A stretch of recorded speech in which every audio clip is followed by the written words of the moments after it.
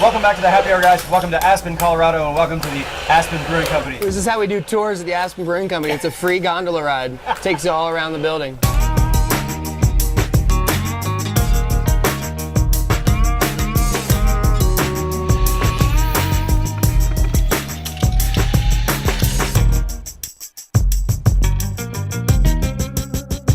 This is Duncan Clauss, owner of the Aspen Brewing Company. Duncan, thanks so much for having us back, man. Jimmy, great to see you. Good to see Happy Hour guys back in Aspen, Colorado. And I don't know, things are a little different. Can I go with them?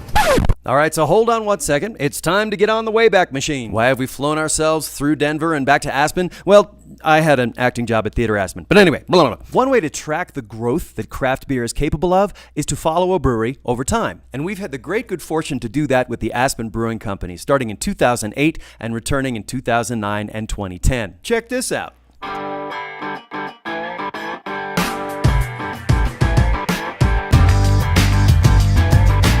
We're back! Yes, the Happy Hour guys are back in Aspen at the Aspen Brewery.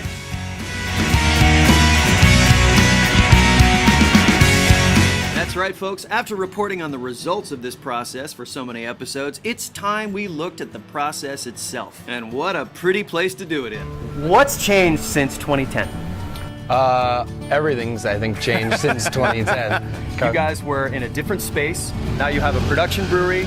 Now you are canning, you're packaging. You have a tap room right downtown. I mean, things have come a long way. Rockin' and rollin', baby. Yeah. Rockin' and rollin'. What was that process like, going from where you were in 2010 to now? So 2010, we were still downtown Aspen. We were in 2,000 square feet, making beer on a 7-barrel brew system. Right. We were selling to about 20 bars and restaurants in Aspen, and then the rest of the beer was going out of our tap room, and we could barely keep up. We were down to like 1 or 2 styles in the tap room on a regular basis. You were running out of beer. We were running out of beer. So we found this awesome location. We spent about 6-9 months building it out, put in a 20-barrel brew system, a handful of 40-barrel fermenters. We went from, it was me, Brad, Rory, and Terry, our head brewer, 4 years ago. That's right. Now we got a crew of about 12 guys, half part-time, half full-time. So wait a minute, 12 guys. You've tripled the amount of people that you employ. Quadrupled production. Quadrupled production. And we got room to grow. That's amazing. Yep, we're continuing to add more guys every day. We're packaging more beer every day. So yeah, it's just sort of continuing to grow into our new space and maximize the production we can. You show us the new production facility. Give us a little tour. Let's go check it out. Nice, nice. So when we order cans, we're ordering 25 pallets of cans at a time. That's the minimum order that we can purchase from Crown Cork and Steel. Their manufacturing plant for us is in Wyoming, so pretty close. We're such a small blip on their radar that literally 25 pallets is what fits into a full semi-trailer. And that's all that's sort of the baseline. And for us, it's like a few months of inventory, so. Wow. We love that you're packaging. We're big fans of canning. It's the best package for the beer. So we love the fact, especially here in Colorado where everybody's so active, you don't want to put glass out into the world, right? No, it's awesome to be able to take a can of beer anywhere, like rafting, hiking. I throw one in my backpack to go mountain biking and stop, taking we call it here in Aspen, I say drink in the view. It says it right on our cans. We just got to stop and drink in the view. So it's a funky little machine that we crank out about 20 cans a minute with 2 guys working it. And these little small systems have made it possible for little corporations, hope you don't mind me calling you guys small, but you're tiny, to be able to package and to put their product out and to let it sort of find its way out into the world, not just the local market, but sometimes your cans show up all around the world, all around the country. Hope so. By the way, if you'd known that I had a cheesy mustache, would you have agreed to this interview? Oh, of course. It's a handsome mustache. Thank you very much. Working on the full Magnum PI. Thank you. So what do we got here? Yeah, I mean, we went from manually entering bags of barley. I remember that. Corner up there. Yeah, buddy. Cool. Not easy work. They're doing 10 of these.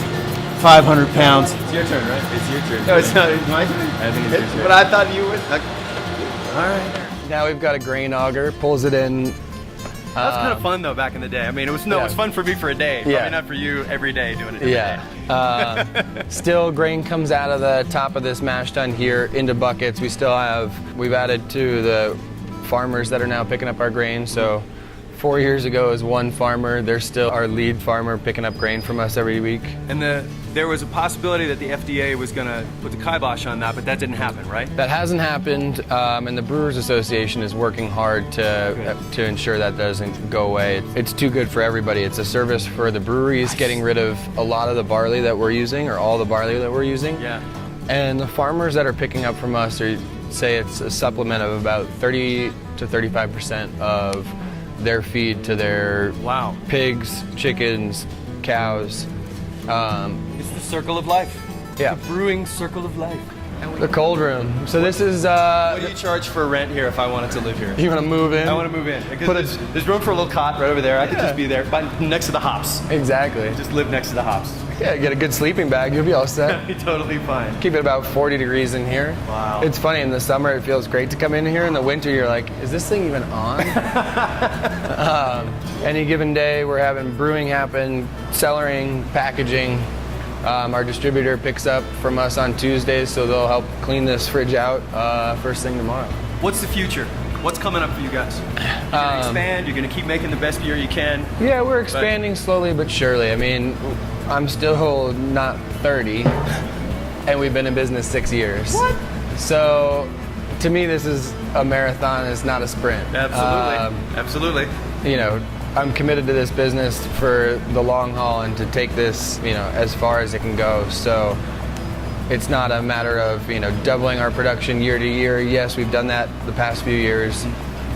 Easier to do when you're doing 2,000 to 4,000, 4,000 to 8,000 is a whole nother step. Right.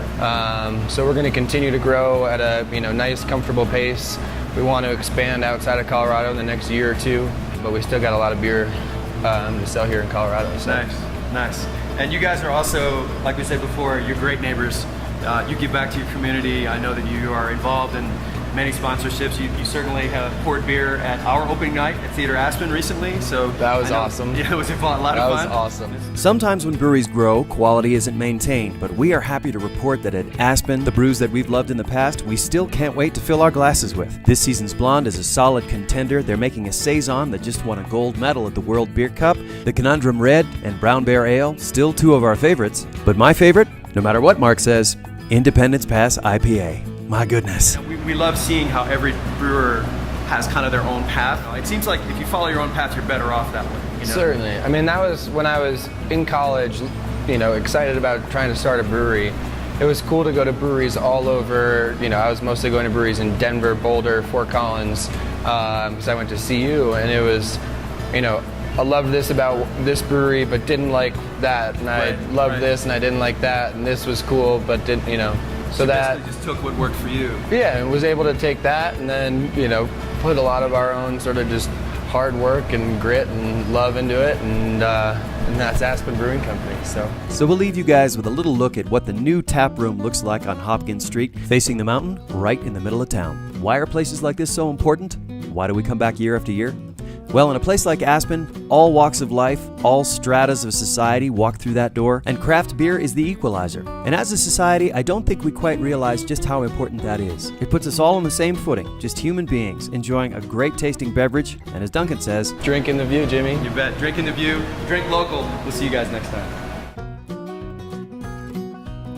The Aspen sort of thing is mind, body, and spirit, and those are what we're supposed to live by here. And beer kind of serves all three of those. Yes, it does.